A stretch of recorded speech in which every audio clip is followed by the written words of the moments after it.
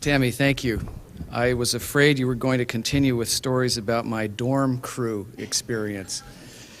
Appreciate that you stopped. I do want to thank Doris Margolis for arranging the talk today, and to Bill McCarran for being here as well, and for Tammy for introducing me.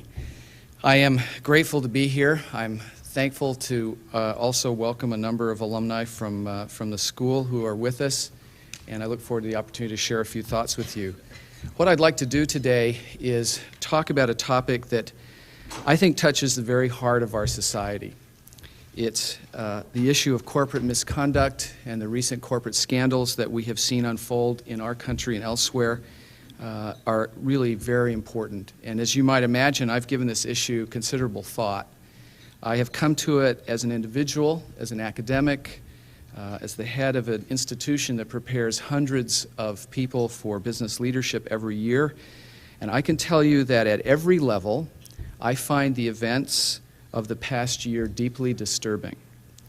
I'm appalled at the instances of greed and corporate wrongdoing uncovered at firms and organizations once held up as paragons of success. And I am dismayed to see the destructive effect that these instances of corruption and ethical misconduct have had on our society and our economy. I know that a lot of things have been done to address these problems already, but my own sense is that what we've done is inadequate, is incomplete.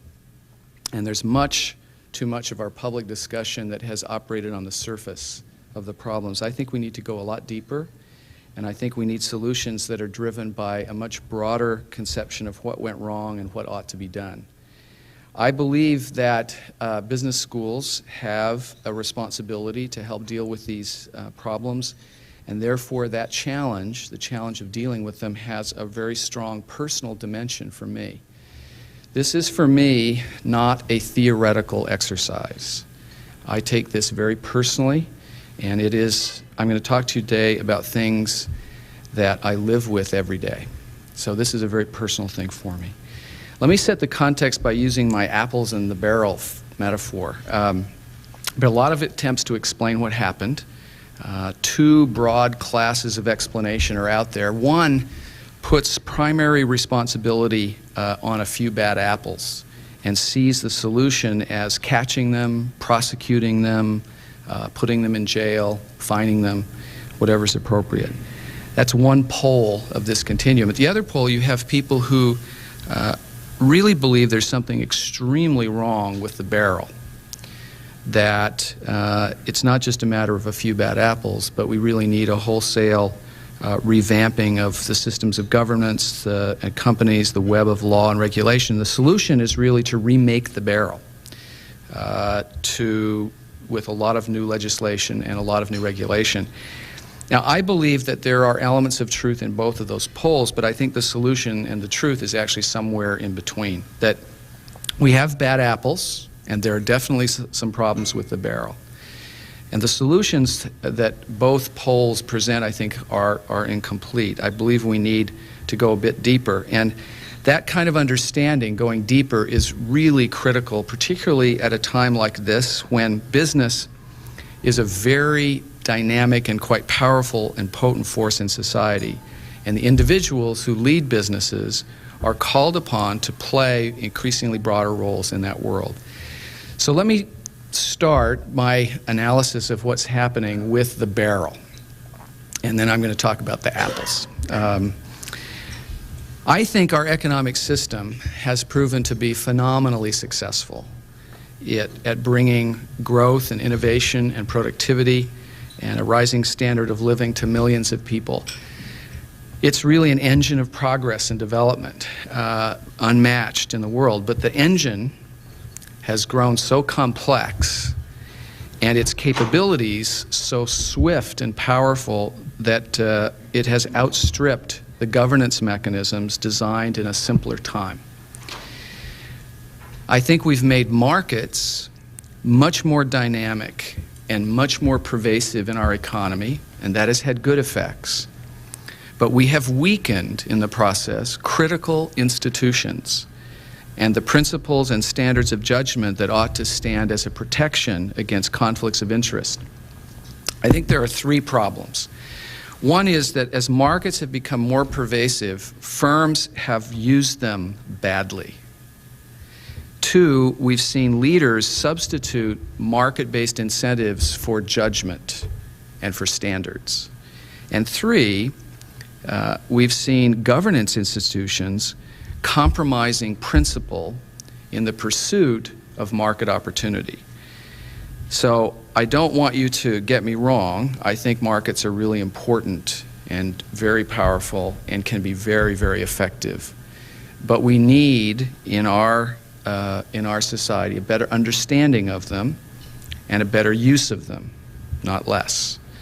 And so I don't want to return to some idyllic past when markets were not so powerful and effective. I want to go forward, but I think we have problems that we need to address. So let me use as an example of what I'm talking about, executive compensation. This is an area that has not had the kind of in-depth look that it deserves. There have been discussions of various aspects of this problem, but it is at the core of a number of the problems we've seen, and I think we should go a bit deeper. The board of directors and its compensation committee determine the compensation of the CEO in our system. Yet too many companies in this country have had no internal process to evaluate CEO performance. They have effectively outsourced the evaluation of CEO performance and compensation to the market and often to consultants. As an example, from 1990 until 2001, the share of equity-based compensation in total CEO compensation, so that means how much of your compensation is coming from things like options and other forms of equity, that share grew from 8% to 66% in 2001. Almost all of that was due to option programs that made relatively poor use of market information and were poorly designed. The comp committees rely on consultants to provide market-based data on compensation in comparable companies, but the consultants are often conflicted. They often have very large contracts in the very same companies that they're working with for pension work and other things, and so they end up conflicted. Moreover, the use of consultants in the way it's done in a lot of companies provides what I call, or creates what I call, the Lake Wobegon effect. You recall that in Lake Wobegon, everybody's above average. And in a lot of companies, the way the system works is most CEOs want to be at the 75th percentile of the distribution of compensation. Well, you can imagine what happens. You get a ratcheting up effect as that information pervades the market and is used in comparable ways. And so we get option awards that ratchet up, and we get serious distortion in CEO compensation. Now, we would see similar problems if we were to look at auditors, at investment analysts, at ratings agencies, at virtually every aspect of the governance system in our economy. It's not true of every one of every kind of governance institution, but it's true in many of them that standards have eroded and principles have been compromised. And the result has been a weakening of these critical institutions. Situations like this, when conflicts of interest arise, and when the institutions no longer provide clear guidance and a framework for action, individuals are faced with competing demands. And the potential for wrongdoing, even the temptation for wrongdoing, is much stronger. Markets, this is a really important idea that I think we may have lost sight of. Markets require faith. They require trust and faith in the integrity of data and information and in the reliability of promises. Even more, they depend on the existence of principles and standards and well-understood rules that define how the system operates. To work, they require leaders who understand the importance of integrity in the creation of trust and who inspire that trust in their people, their organizations, and in the communities and the larger society of which they're part. So that brings me to the apples. and I'd like to speak just for a moment about them, about leaders. As in all financial manias, and just as a footnote, if you have not read the book by Charlie Kindleberger on manias, crashes, and panics, you should. It is wonderful. It's a great history of that phenomena and is quite instructive. But as in all financial manias, the bubble of the late 90s and early 2000 gave rise to swindles and frauds and the bad apples that commit them. But we need to find out who they are and take appropriate action. But our problems run much deeper than that. We have seen good people, faced with powerful incentives to do the wrong thing. We are fortunate that we have a lot of people in our economy who did not succumb to those incentives. There are a lot of really great people out there, a lot of great apples in the barrel, if you will. But the evidence is really clear that too many people crossed too many lines that should not have been crossed. And as the world gets more complex and the gray areas get more prevalent, because that's what happens in the kind of very dynamic economy that we are creating, we need to strengthen individual integrity. We need leaders who are prepared to act on principle with standards and values to guide them, even in the face of strong financial incentives to do otherwise. In fact, we need a lot of those kinds of people throughout our system. It is perhaps a paradox that in order for a market-based system to really work effectively, you need a lot of people whose behavior and action is not based on the market, but rather on standards and principles that help that market function. Let me give you a following story that captures what I think is the essence of our problem here. I spent a very interesting couple of hours last fall speaking with two CEOs who had come to the campus at Harvard to participate in an event, and I talked with them about these issues. And one of them told me framed this very interestingly. He said, I run a cash business that has 6,000 stores all over the world. All over the world. And the problem I face is very simple. He said, when I look at the company and the people in it, I see three kinds of people. On the one hand, I have people I see as I look on the market about who I would hire. I have people that I know are going to steal me blind no matter what I do. I definitely try not to hire those people, okay? Then I have on the other end people that I know will always do the right thing, no matter what. And then I have the people in the middle. And there's a lot of them, and they're basically good people, but they're kind of open to suggestion. They're temptable. And the challenge I have, he said, as a CEO, is to create an organization that in its culture, its systems, its processes, creates an environment in which regular people do the right thing in this very distributed, very dispersed environment. And that means that he has to create an organization, a set of values, a culture, processes, control systems, training, all sorts of stuff to make sure that the people internalize into their own drivers of their behavior, internalize into their values and the standards they use to judge themselves, the principles that are going to keep that company whole so that it works and operates effectively. Well, I think we can apply that same kind of logic to the problems we see in the economy as a whole. That is, we need individuals who have in their experiences learned how to internalize high standards and principles. And we also need then a system around them of governance and checks and balances that help them do the right things when faced with these difficult situations. So what's the solution? Where do we look? I think that we need sort of a two-pronged attack, if you will. One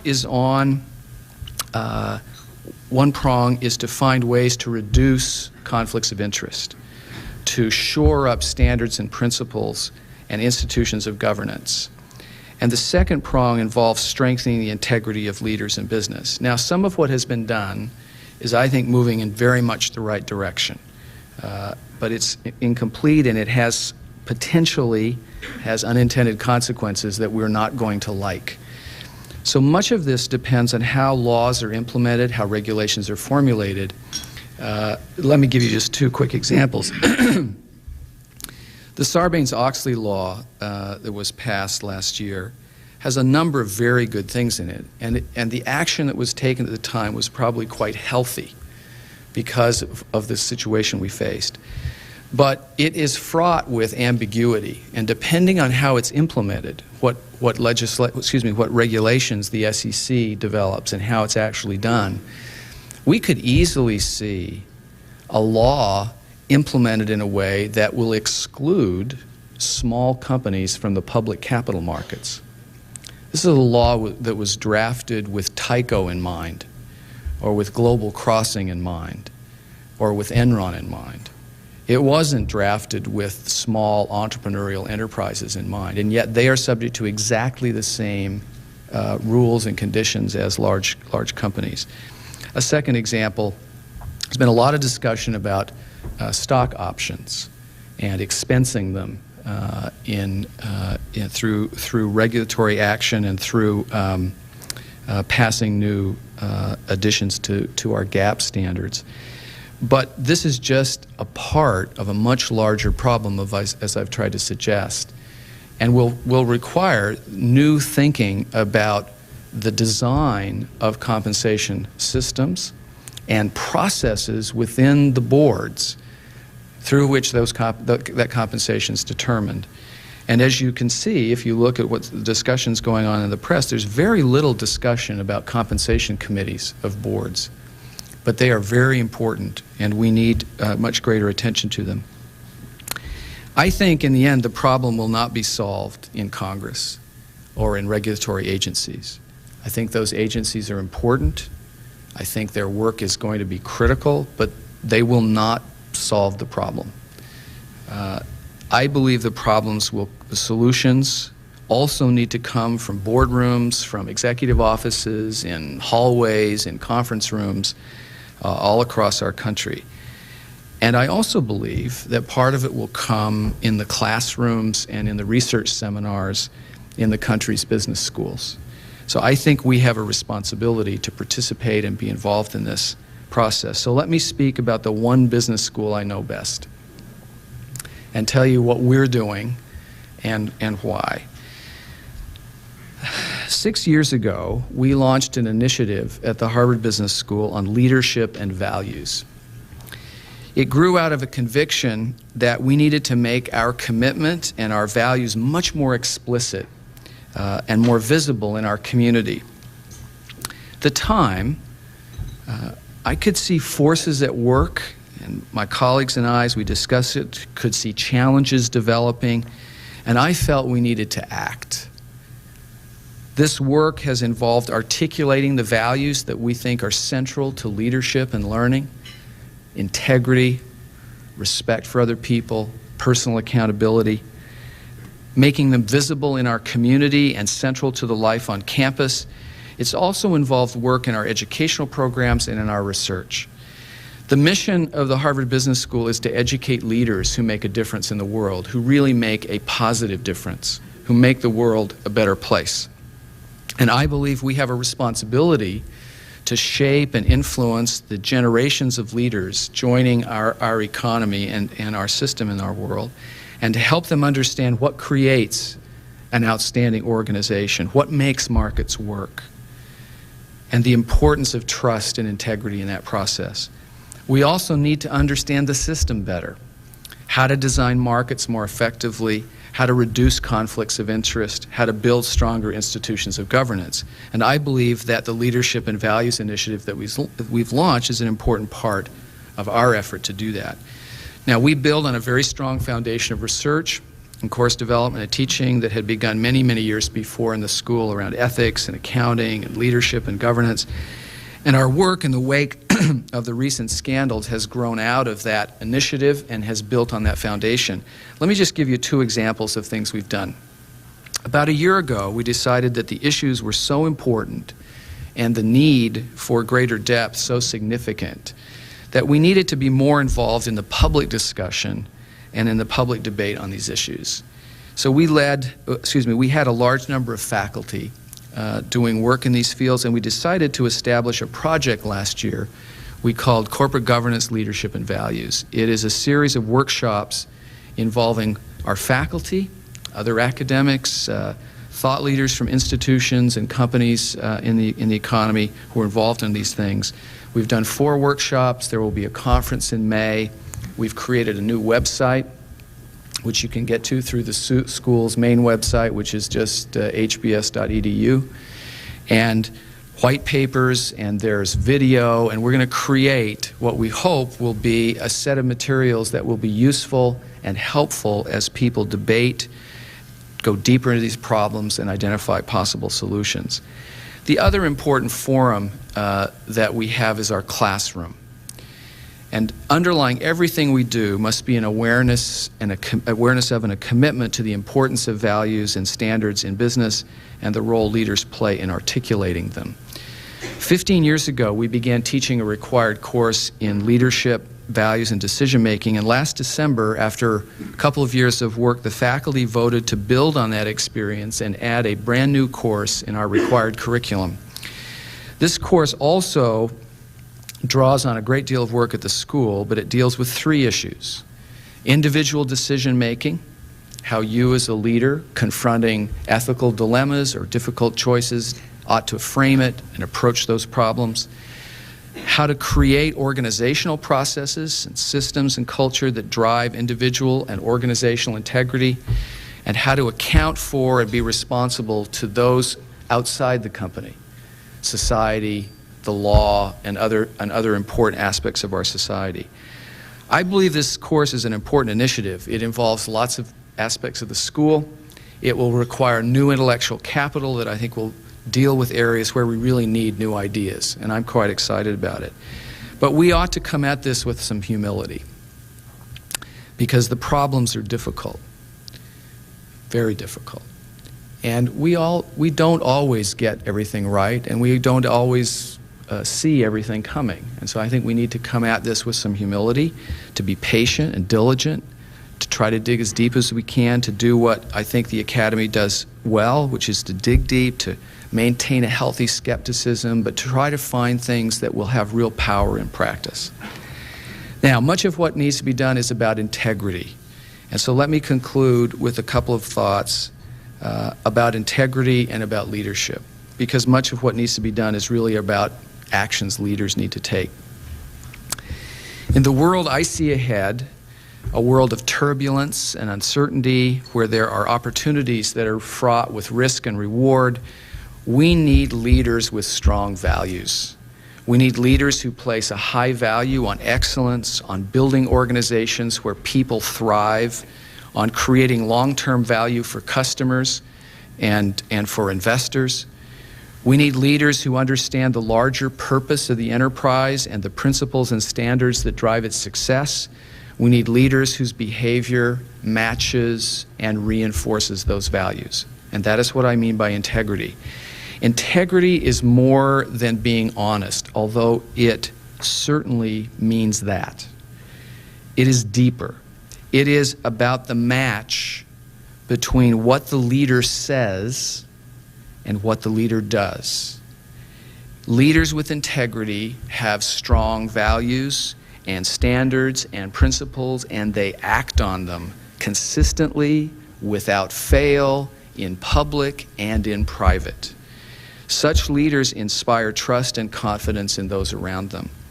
And the values they espouse become reality in the organizations they lead because people act on them and live them in their organization.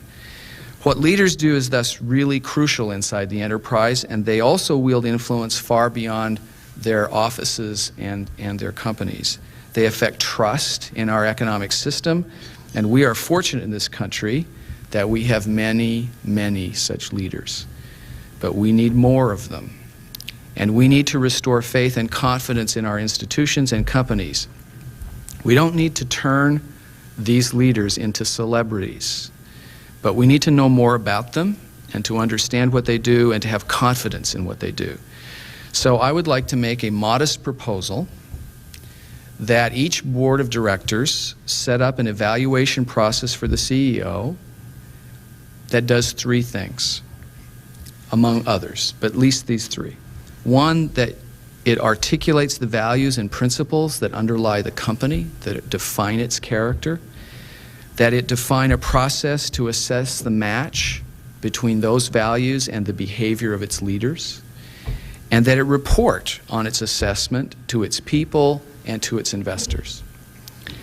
Now, that's my modest proposal. Now, let me close with a personal commitment. Ultimately, our system runs on faith and trust. Faith in the integrity of both the people and the information, the processes that have proven so successful in driving the economy. So that means I think we need to strengthen the barrel and the apples. And all of us have an obligation to help change what needs to be changed and to restore that faith.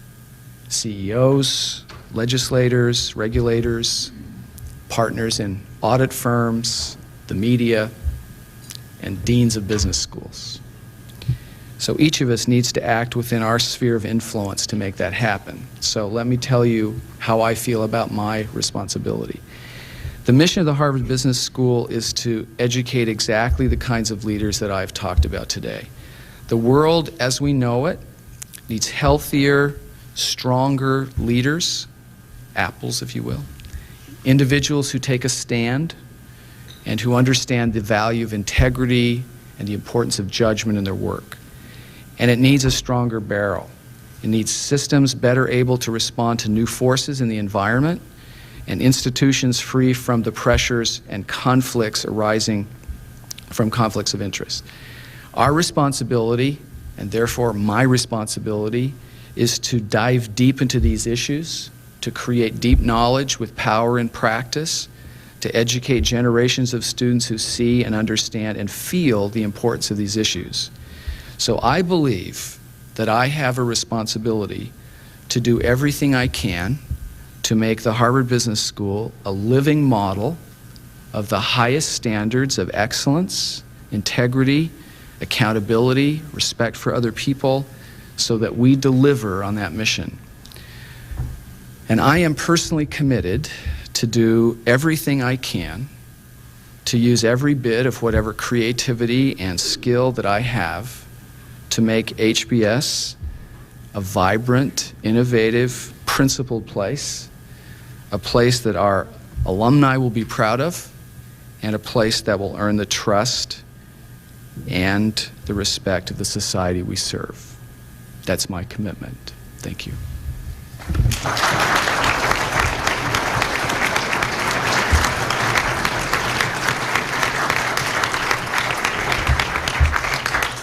The first question is, how much responsibility should business schools like Harvard take for the corporate scandals of the past 2 years?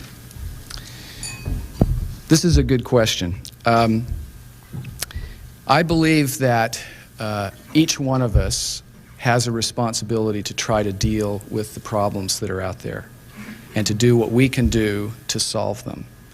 And that's why I think we need to make a commitment to do research and to teach as best we can.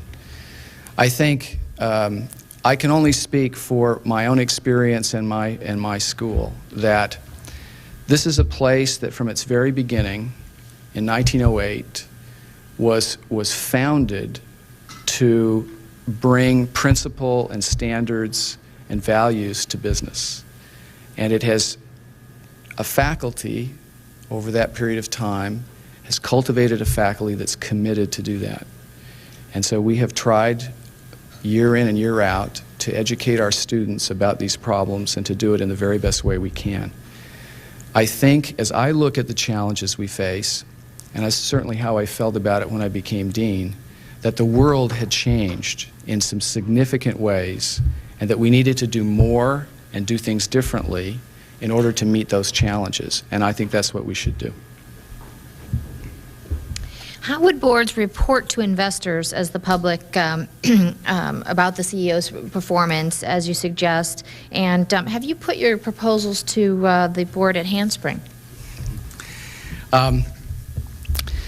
I think the reporting that I have in mind is reporting on the process. It's a reporting about the way in which the board functions and what kind of work it does. And I think that kind of disclosure is actually very healthy. I think when you're evaluating a CEO and you're looking at things like values and commitments, I think it's important to articulate the process the board uses in evaluating that and to report on how the board assesses that performance. And so I see that as something the board can figure out and figure out how to do.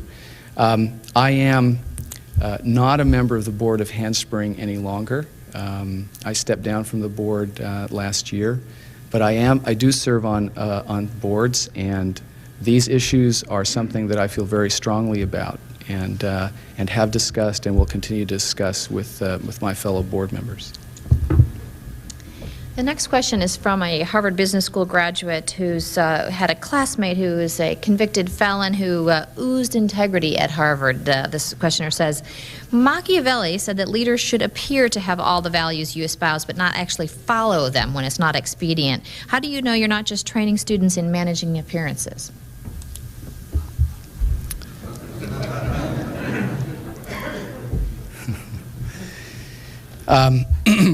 The first thing you have to do as a teacher is to decide how you feel.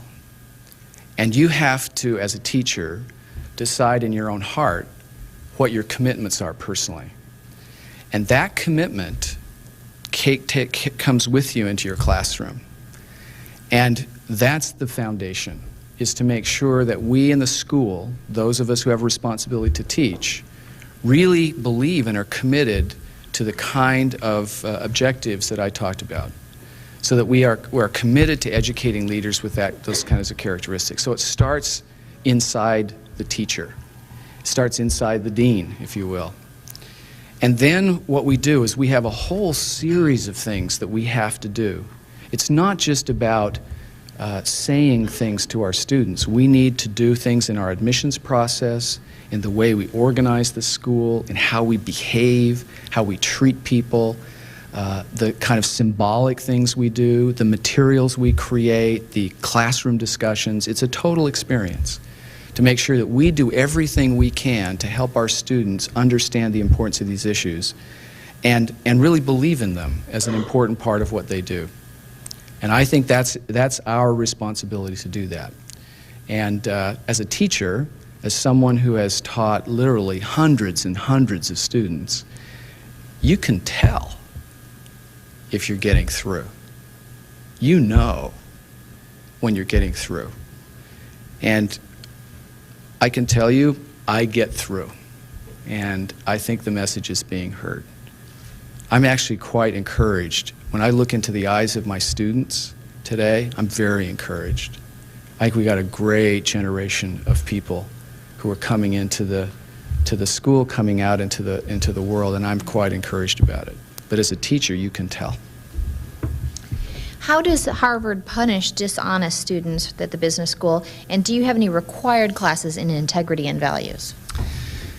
Yeah, part of what we decided to do back in 1997 was to, as part of this initiative on leadership and values, was to make our standards much more explicit in our community and make the implications excuse me, of violating those standards also much clearer. And we ended up creating a whole new system of accountability and discipline in the school, which involves a joint faculty-student panel that reviews particular cases that may come before us, where a student may have gotten themselves into a trouble either because they did something that violated our standards, and the panel then decides the appropriate course of action. And depending on the situation, it can range from suspension for a period of time, total withdrawal from the school, dismissal. It depends on the circumstances and the situation. We also report each year on the outcomes of the cases that we have, so that the community can see what's going on and can understand the consequences of that kind of behavior. Oh, you asked there's another question about do we have courses? Required. Yeah, we have a required course called Leadership Values and Decision Making, and I mentioned we are going to add next year. This will go into the second term of the first year of the program next year on leadership values and corporate accountability, which has integrity at its heart. And was that a specific response to the recent corporate scandals? It was in process before they became obvious, but it is definitely in response to the changing circumstances and requirements that we saw out there in the world. Why should business leaders listen seriously to academics telling them about how to evaluate executives when faculty are chosen on other than those similar type criteria, and when at Harvard you have a huge number of students getting all A's?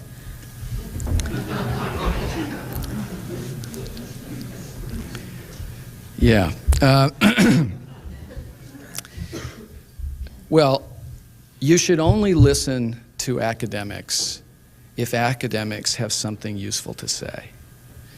And you should only listen if the stuff that we say actually has power, actually works. You shouldn't listen to us just because we happen to be at Harvard. You should test the ideas against the realities that you face and see if they make sense and if they have impact and have traction. The reason you ought to look at, possibly, what we have to say is because we have, over the years, learned how, through a lot of work, to go inside organizations and try to understand what's going on and step back and see broader patterns and identify them in ways that are powerful and useful to people in practice. And that's what we do. And I think what we do is actually useful and helpful to people. In fact, I know it is. I've had experience myself. We've got lots of colleagues who've had that experience. I think it is actually useful. Now, let me say a word about all A's. At the Harvard Business School, our grading system is a forced curve. Every class, every semester, faculty required to rank their students and figure out who's in the top 10 or 15%, who's in the bottom 10%, and who's in the middle. Every class, every semester. There's no grade inflation at the Harvard Business School. It hasn't been forever. The grading system in other parts of the university is different. But moving in that direction. The new president, Larry Summers, is very keen on this, and I think you'll see lots of changes taking place in that process. We have a couple of questions about directors. First, has the increasing options compensation for the directors themselves influenced their oversight of CEOs' performance? And also, talk a little bit about the inherent conflict that these CEOs help choose them for the board. They then get all these wonderful perks of being on a board, and therefore maybe have a disincentive to be critical of the CEO who might try to get them removed from the board. Okay, compensation of directors. I think it's a great example of a great idea applied poorly. It's a great idea to align the incentives of the directors with the success and well-being of the company. It's really good. It's useful to do that. But options have characteristics that may or may not do a very good job of that, depending upon how they're designed and what particular features. So it turns out to matter what the details are. And one of the problems we've had in a lot of companies is that we've issued options and designed in a way that have poor incentive characteristics. And we need to do a better job of designing those options. So I'll tell you what my favorite solution is. One of the favorite solutions is to make much more use of restricted stock rather than options. Restricted stock has a number of very positive incentive characteristics, and then to tie the restricted stock to not only the overall performance of the company, but the performance of the company relative to its major competitors. So that what you're rewarding is actually differential performance that exceeds the average. And I think that's a very important set of changes to make. With respect to the independence of directors and the selection by the CEO, I think it's actually quite healthy for there to be a nominating committee, a governance committee, if you will, that takes seriously the need to scan the environment much more broadly than is typically done, to look for qualified directors to help an organization. And I think that's an important development that is getting traction in our economy. But the independence of a director is actually much more about the psychology and the character of the director and the ability of that director to act independently than it is of who selects the director and what that particular structure is. Because the nature of the process is that when you become part of a group of people who work closely together on critical issues, one of the things you have to guard against is groupthink. It happens in all organizations, and you have to guard against it by selecting people who are of an independent mind and creating processes within that group to periodically step back and check whether or not you are, in fact, all kind of thinking the same or all sort of agreeing with each other, and not cultivating the kind of, discussion and exchange of views that really is essential. So let me give you one example from my own experience.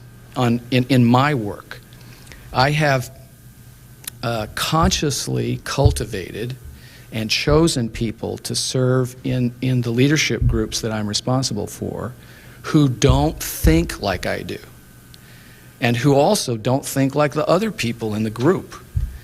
I think it's really useful to have people who are of an independent mind and are not afraid to speak their mind, because it's incredibly useful to keep that perspective in the group. So I think that's what we need to do in boards. How difficult is it to teach integrity to young adults if it hasn't been inculcated in them from a young age? And how do you factor integrity and ethics into the applicants to the business school? It's a good question.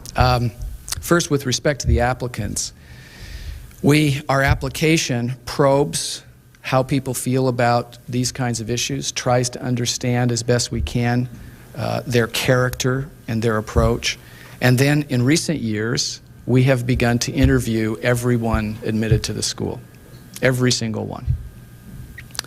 And that means we get a chance to actually look them in the eye and talk with them and get as best we can, and hopefully rely on their letters of reference and other people who know them. So we do a much, I think, more thorough job of screening than we've ever done before. With respect to how do you teach these issues to people like we have in our school, and can you do it if the foundation's not there? I'll tell you my own personal view. I believe that the foundational values that we're talking about, the difference between right and wrong, I believe that's taught at home.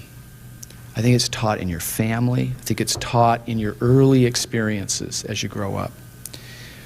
But when you are in the early stage of your career as a leader, your identity as a leader is not fully formed. And you are, and the people certainly in our school are, looking for ideas about what does it mean to be a person like I want to be? How does one behave? Secondly, I think we can help our students understand how to apply their fundamental values to very complicated situations so we can give them frameworks and ideas about dealing with ethical dilemmas. Third, I think we can teach them about how to design organizations that help people, how to establish culture and values that help people make those right decisions. And fourth, if we don't do it, if we're silent on these issues, that speaks very loudly to our students. It tells them it's not important. It tells them it doesn't matter. That's the wrong message. So we need to take that step and make the effort and work with them. And I think we actually can play a very important role in helping them develop a frame, a personal commitment, understanding, deeper insight about how they as a leader can learn how to operate and work with integrity in carrying out what they do. To what extent do you blame the tax code for some of the negative incentives regarding compensation, and what sorts of legislative changes would you like to see on that? Personally, I've never been inclined to tackle the IRS. I don't have any particular interest in doing that. I do have a couple of examples of things. There are a couple of things that I think would help. So let me give you just two examples, because the tax code is important and I think potentially could be used quite effectively. First, I think the current rule that restricts cash compensation that can be expensed by a firm to $1 million or less is actually been counterproductive. I realize that it has symbolic value, but it has pushed lots of companies to use non-cash forms of compensation, and that has reinforced the use of options. Secondly, I think the change in the law that was in the tax law that was made back in, I think it was in '92, to change the holding period that executives had, the period executives had to hold exercised options from 6 months to 0 has actually had a negative effect. And I think that needs to be re-examined. I think one of the most scandalous and heartbreaking things that we've seen in these last years is the specter of a leader exercising options, that is exercising them and then turning around and selling them immediately. And then a few months later, scandals break and the 401k plans of the people in that company are decimated. That's just not right. And yet, if we had a bit of protection where if you exercise, you have to hold for a while, it used to be 6 months, we might have seen a very different pattern of behavior than we've seen. So the tax code, I think, has some role to play. It's not a panacea. There are some issues, even with the things I've suggested, but I think it's an important possibility. Can you roughly estimate for us the damage to the nation's GNP that's due to the decline in investor confidence after these corporate scandals? No. I mean, you asked me, can I? So not at all. I have no ability to do that. I think it's very difficult, but I think it definitely has had an effect. It's very hard to quantify. I think it's, it's out there. There's probably been, at least for some period of time, I think there was what you might think of as a kind of integrity tax out there in the markets where people were really quite concerned, and it has hurt us, I think. It's very hard to quantify, and I wouldn't dare an estimate. Okay. Do you think the U.S. needs to follow the international example and move to a principle-based accounting system instead of rules-based? I think there is a lot of merit in the systems in place in Europe, where the accounting is as described, much more principle-based rather than rule-based. And I think we will see over time more convergence of the systems. But it probably will not be abandoning a rule-based system and adopting a principle-based, but rather it will be some kind of harmonization and convergence involving some of both. Because there are definitely problems on the other side. And you need to recognize that as well. But personally, I think as the economy gets more complicated and as the rules become more numerous, we're going to see the value of a somewhat more principle-based approach. What do you think of the Bush economic plan, the tax cuts?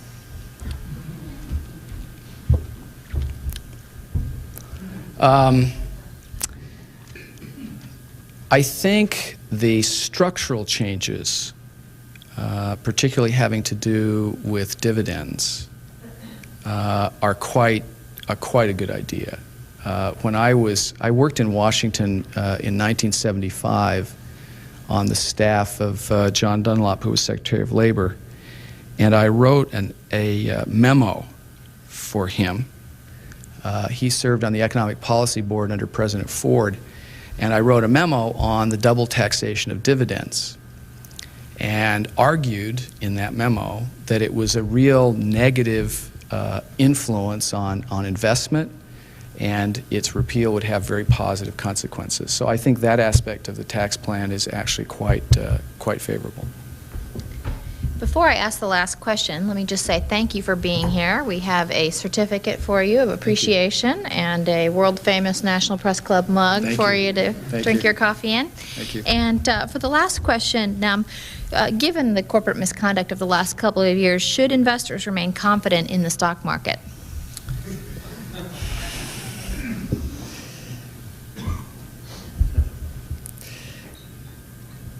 It's a little hard to disentangle the confidence in the stock market based on the institutional characteristics of its governance and the governance of the companies from the level of interest rates and the overall state of the economy. But I believe that if you have a long-term focus, it's a key thing, that investors should have confidence in the market and in our institutions. I actually am very optimistic. I'm an optimistic person by nature. I believe that we have a growing understanding of the importance of these institutions. I think we have the will in our society to change them, and I think we ought to be confident that we are going to get this right and get the system fixed and move forward and use all the great talent and creativities out there for really good purposes. So I would advise confidence. Thank you.